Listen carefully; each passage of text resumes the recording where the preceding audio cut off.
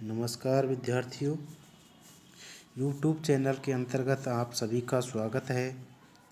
आज हम BA part second year के पेपर फर्स्ट मानव एवं आर्थिक भूगोल के अंतर्गत विश्व जनसंख्या का वितरण इस टॉपिक का विस्तार से विश्लेषण करेंगे।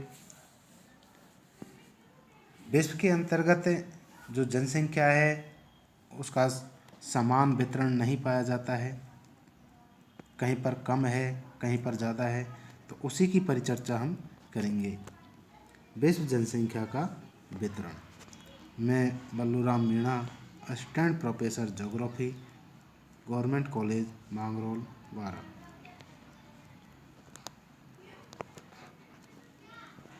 विश्व में जनसंख्या का वितरण समान नहीं है। विश्व में जनसंख्या का वितरण समान नहीं है क्योंकि संपूर्ण पृथ्वी पर या तो भौगोलिक या फिर सामाजिक या फिर सांस्कृतिक या फिर आर्थिक या फिर राजनीतिक विविधताएं पाई जाती हैं, जो कि मानव निवास के अनुकूल भी हो सकती हैं अथवा प्रतिकूल भी हो सकती है। ये जो दशाएं हैं ये मानव निवास के अनुकूल भी हो सकती है और प्रतिकूल भी हो सकती है, और यही दशाएं मानवीय निवास को नियंत्रित करती है, जिसे हमने इससे पहले वाले वीडियो में जनसंख्या वितरण एवं घनत्व को प्रभावित करने वाले कारकों के अंतर्गत हमने खूब अच्छे से इन्हीं कारकों को पढ़ा है। एक बार मैं पुनः अंडरलाइन कर लेता हूँ कि जनसंख्या वितरण को प्रभावित करने वाले या नियंत्रित करने वाले जो कारक थे वो थे भौगोलिक कारक, सामाजिक कारक, सांस्कृतिक कारक, आर्थिक कारक, राजनीतिक कारक। अब इन्हीं कारकों में विविधताएं जो पाई जाती है उनकी वजह से मानव निवास के कोई क्षेत्र अनुकूल भी हो सकता है और कोई प्रतिकूल भी होता है। जिस क्षेत्र में अनुकूल दशाएं हैं वहाँ पर मानवीय निवास की स्थिति अच्छी होगी, तो वहाँ पर अधिक जनसंख्या निवास करेगी और वितरण वहाँ पर अच्छा पाया जाएगा या सघन होगा। इसके विपरीत यदि वहाँ पर मानवीय निवास के प्रतिकूल है तो वहाँ की दशाएं इस तरीक़ा से नियंत्रित करेंगी कि वहाँ मानव जनसंख्या है वो विरल रूप में पाई जाएगी, जिसे हम स्पष्ट रूप से देख भी सकते हैं, क्योंकि विश्व की जनसंख्या पैटर्न को हम देखते हैं, जनसंख्या वितरण प्रतिरूप को देखते हैं, तो हम पाते हैं कि विश्व की जो 75% जनसंख्या से अधिक है वो तो विकासशील देशों में निवास करती है, जबकि शेष अर्थात लगभग 25% भाग जनसंख्या का विकसित देशों में निवास करता है। तो इससे आप स्पष्ट समझ सकते हो कि हमारे विश्व की जो जनसंख्या वितरण है उसमें विभिन्नताएं पाई जाती है।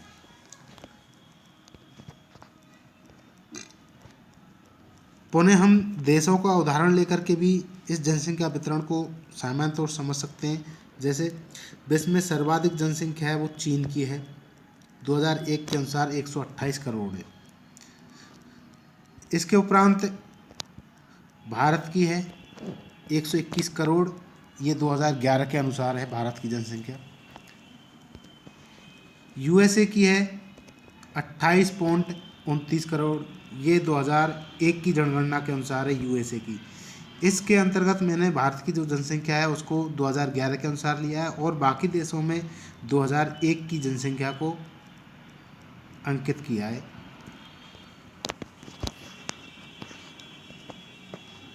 इंडोनेशिया की 2001 के अनुसार 21.21 करोड़, ब्राज़ील की 17 करोड़ जनसंख्या है। तो ये प्रथम ऐसे 5 देश हैं जो विश्व के अंतर्गत सबसे अधिक जनसंख्या रखते हैं।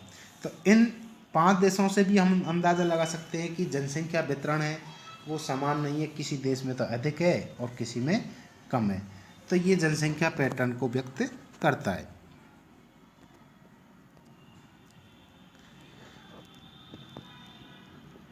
जनसंख्या वितरण में क्षेत्रीय भिन्नता है, इसलिए जनसंख्या वितरण में स्थानिक दृष्टिकोण से भी भिन्नता पाई जाती है। अब यदि स्थानिक दृष्टिकोण से और भी कई हम उदाहरण लें तो उसे मैं आपको डायग्राम से भी बताऊंगा और लिखा हुआ भी है, लिखे हुए को मैं अंडरलाइन कर रहा हूँ। जनसंख्या वितरण के स्थानिक दृष्टिकोण के अनुसार विश्व की 90% जनसंख्या उत्तरी गोलार्ध में निवास करती है और शेष 10% जनसंख्या है वो पृथ्वी के दक्षिणी गोलार्ध में निवास करती है।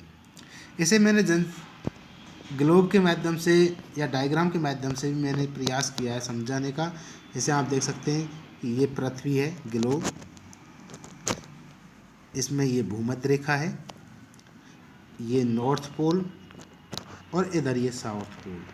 तो भूमध्य रेखा से दक्षिण का जो भाग है इधर वाला ये भाग तो दक्षिणी गोलार्ध हो गया, अर्थात तिरछी लाइनों वाला तो दक्षिणी गोलार्ध भाग है, और क्षैतिज लाइनों से जो अंकित कर रहा हूँ ये भाग उत्तरी गोलार्ध है। इसमें आपको स्पष्ट लिखा हुआ भी है कि 90% जनसंख्या उत्तरी गोलार्ध में, विश्व की 90% जनसंख्या उत्तरी गोलार्ध में निवास करती है और बाकी शेष 10% जनसंख्या वो दक्षिणी गोलार्ध में निवास करती है। तो ये स्थानिक दृष्टिकोण से हमारे विश्व की जनसंख्या वितरण में जो भिन्नता पाई जाती है उसे हम अच्छे से इस डायग्राम से भी समझ सकते हैं। इसके अलावा मैंने जो ऊपर देशों को बताया था उसे हम तालिका के माध्यम से भी देख सकते हैं कि इस तालिका के अंतर्गत जनसंख्या के 5 प्रथम देश 2011 की जनगणना के अनुसार उनको अंकित किया है कि 2001 में उनकी जनसंख्या कितनी थी और 2025 में इनकी संभावित जनसंख्या कितनी हो जाएगी। तो प्रथम 5 बड़े देश हैं जो विश्व में सबसे अधिक जनसंख्या रखते हैं। नंबर 1 है चीन। चीन में 2001 के अनुसार 128 करोड़ थी, यहाँ पर मिलियन में है, मैं शॉर्ट में बोल रहा हूँ। तो ये 2001 के अनुसार है। बाकी 2025 में जो संभावित जनसंख्या है वो 1431 मिलियन हो जाएगी। इसी तरीक़ा से भारत में 2001 के अनुसार 102 करोड़, जिसे मिलियन में हम देखते हैं तो 1027 मिलियन होती है, जबकि 2025 में संभावित जो जनसंख्या है वो 1363 मिलियन की संभावना है भारत की जनसंख्या। इसी तरीक़ा से यूएसए की जो जनसंख्या है वो 2001 में 285 मिलियन और 2025 में संभावना है कि 346 मिलियन हो जाएगी। इसी तरीक़ा से इंडोनेशिया की 2001 में 206 मिलियन और 2025 में संभावना है कि 272 मिलियन जनसंख्या हो जाएगी। इसी तरीक़ा से 5वां देश है ब्राज़ील, जिसमें 2001 के अनुसार 172 मिलियन जनसंख्या है, जबकि 2025 में 219 मिलियन जनसंख्या हो जाएगी। तो इन आंकड़ों से हम विश्व के जनसंख्या पैटर्न को या प्रतिरूप को अच्छे से उदाहरण के तौर पर समझ सकते हैं। और भी कुछ उदाहरण हैं जिन्हें मैंने बिंदुओं के माध्यम से अंकित किया है, जिनसे जनसंख्या का जो स्थानिक वितरण है विश्व के अंतर्गत उसे हम समझ सकते हैं। स्थानिक वितरण के अनुसार 20 डिग्री से 40 डिग्री उत्तरी अक्षांशों के मध्य विश्व की 50% जनसंख्या निवास करती है। यदि ग्लोब पर हम देखें तो ग्लोब के अंतर्गत 20 डिग्री उत्तरी अक्षांश से 40 डिग्री उत्तरी अक्षांशों के मध्य का जो भूभाग है उसमें संपूर्ण विश्व की 50% जनसंख्या निवास करती है। इस जनसंख्या में जो मुख्य भाग है वो है एशिया महाद्वीप का, क्योंकि इन अक्षांशों के मध्य मुख्य भूभाग एशिया महाद्वीप का ही आता है। दूसरा मुख्य बिंदु है कि ग्लोब पर या पृथ्वी पर 40 से डिग्री उत्तरी अक्षांश से 60 डिग्री उत्तरी अक्षांशों के मध्य विश्व की लगभग 30% जनसंख्या निवास करती है। इसकी लगभग 30% जनसंख्या निवास करती है, जिसका मुख्य भाग यूरोप महाद्वीप में पाया जाता है। जिस तरीक़ा से एशिया महाद्वीप 20 से 40 डिग्री उत्तरी अक्षांशों के मध्य मुख्य भूभाग रखता है, उसी तरीक़ा से 40 से 60 डिग्री उत्तरी अक्षांशों के मध्य यूरोप महाद्वीप का मुख्य भूभाग है, जिसकी वजह से 30% जनसंख्या 40 से 60 डिग्री अक्षांशों के मध्य पाई जाती है। नेक्स्ट मुख्य बिंदु है कि 60 डिग्री उत्तरी अक्षांश से ऊपर का जो भाग है वो विषम जलवायु वाला है, और विषम जलवायु वाला होने के कारण यहाँ विश्व की मात्र 1% जनसंख्या ही निवास करती है। तो इस तरीक़ा से हम विश्व का जो स्थानिक वितरण है जनसंख्या का विश्व में, उसे हम अच्छे से इन बिंदुओं से भी समझ सकते हैं। अब इनके अलावा हम देखते हैं कि विश्व में कुछ विविधताएं हैं और विषमताएं हैं। वैश्विक विविधताओं तथा विषमताओं के संदर्भ में हम विश्व की जो जनसंख्या वितरण है, इस वितरण को मुख्य रूप से 3 भागों में विभाजित करके या 3 प्रदेशों में विभाजित करके विश्लेषित कर सकते हैं, जिसमें नंबर 1 पर है सघन जनसंख्या प्रदेश, सघन जनसंख्या के प्रदेश। नंबर 2 पर है विरल जनसंख्या के प्रदेश। नंबर 3 है सामान्य जनसंख्या के प्रदेश। तो इस तरीक़ा से हमारे 3 जनसंख्या प्रदेश हो गए मुख्य रूप से संपूर्ण विश्व में, कि जहाँ पर जनसंख्या वितरण को हम विभिन्न भागों में विभाजित करके या प्रदेशों में विभाजित करके विश्लेषित कर सकते हैं। अब एक एक प्रदेश का हम विश्लेषण करते हैं। सबसे पहले है विश्व के सघन जनसंख्या के प्रदेश। विश्व में जो सघन जनसंख्या कहाँ कहाँ पाई जाती है, वो प्रदेश कौन कौन से हैं। विश्व में 5 मुख्य ऐसे प्रदेश हैं जहाँ पर सघन जनसंख्या पाई जाती है। जहाँ सघन जनसंख्या निवास करती है, इन क्षेत्रों में सबसे पहले है पूर्वी एशिया।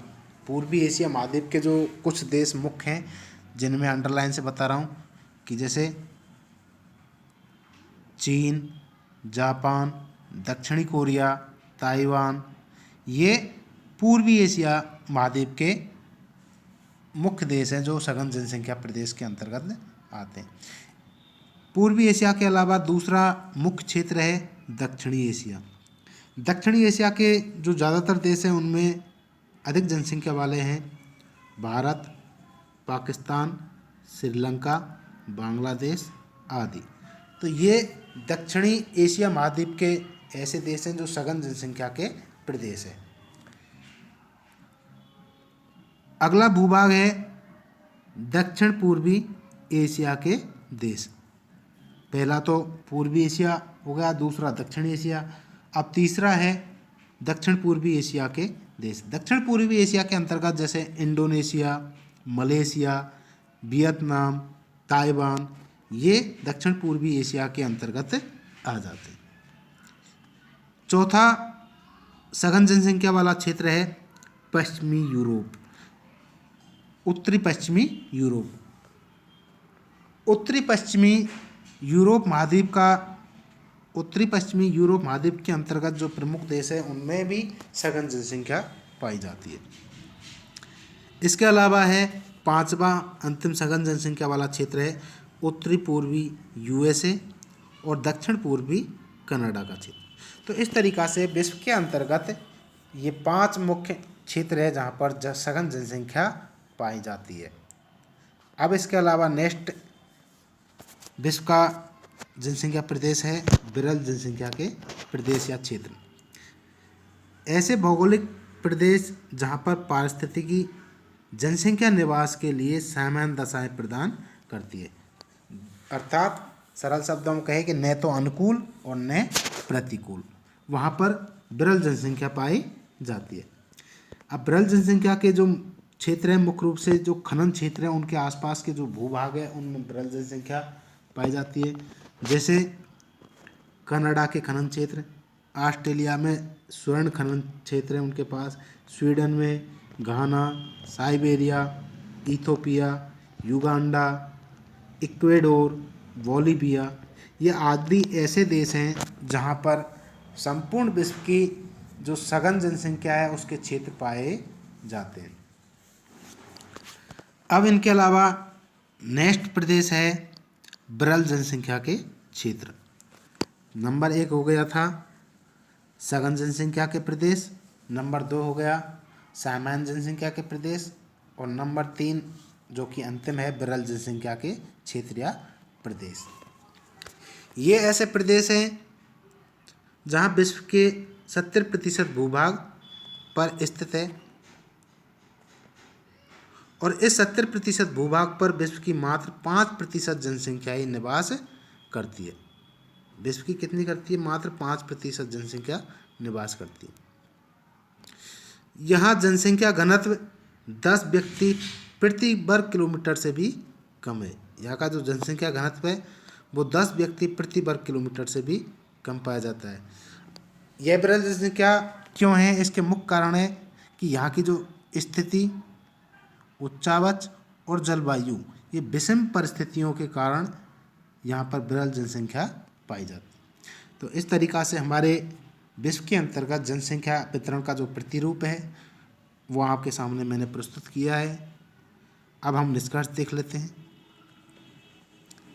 निष्कर्ष: विश्व में जनसंख्या वितरण में विभिन्नता पाए जाने के कारण कुछ प्रदेशों में जनसंख्या का अत्यधिक संकेंद्रण है, अर्थात सघन जनसंख्या है, तो कई क्षेत्रों में जनसंख्या बिल्कुल विरल रूप में या ना के बराबर या शून्य पाई जाती है।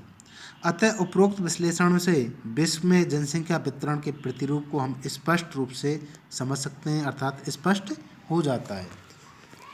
तो हमने आज की इस वीडियो के अंतर्गत विश्व जनसंख्या का जो वितरण है उसका अच्छे से विश्लेषण किया है और मैं पूरी उम्मीद और आशा रखता हूँ कि सभी विद्यार्थी इस विश्व जनसंख्या वितरण को अच्छे से समझ सकेंगे और गहनता से अध्ययन करेंगे। धन्यवाद।